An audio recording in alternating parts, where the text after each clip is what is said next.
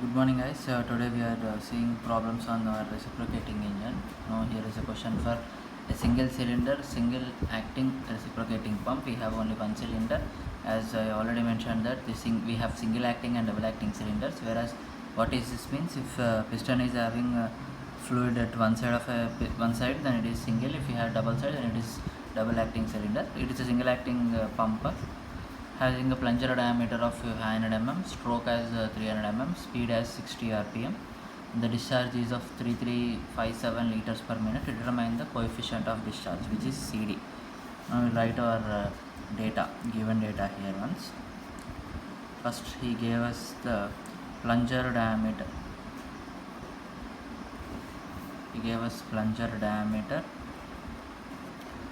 which is of 500 mm, change that to meters, so it is 10 power minus 3, so 0.5 meters, right? Next we can find area from that. Area of plunger, which is equal to pi by 4 d square, so pi by 4 into our diameter is 0.5 square. You calculate it, we'll have 0.1963 meters square. You calculate in the calc, you will have that, right? So we are done with the plunger diameter, and we have stroke, which is L 300 mm. Again changing this to meters, which is 10 power minus 3, so 0.3 meters.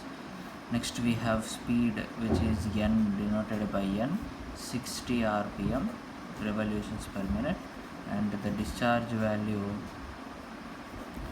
Q is equal to 3357 liters per minute. First thing, we don't want it in liters per minute, we want it in meter cube per second. So first we'll change this to second. 1 minute is equal to 60 seconds, right? To change liter into meter per second, it is 10 power minus 3 meter cube per second. So multiply it with 10 power minus 3. You will have an answer 0.05595 meter cube per second. Okay.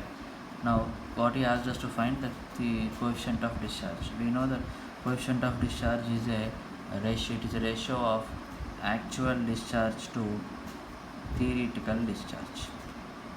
Actual discharge is something which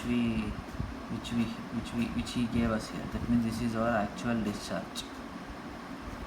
In the question he mentioned it, so we are okay with that. Now what we should find? We should find the theoretical discharge. We should divide these two. You will have our CD. Now what is the theoretical discharge is? For a single acting single cylinder, we have a formula for that is ALN by 60, which we already derived in the previous class. So our area is 0.1963. Here we have length value is 0.3, n is 60 by 60 cancel, so our Q theoretical value is 0.05889 meter cube per second. So we have our two values. Q actual is 0.05595, this is 0.05889. we will have an answer 0.95. always make sure that this should be less than 1, and it is in order of 0.94 to 0.99.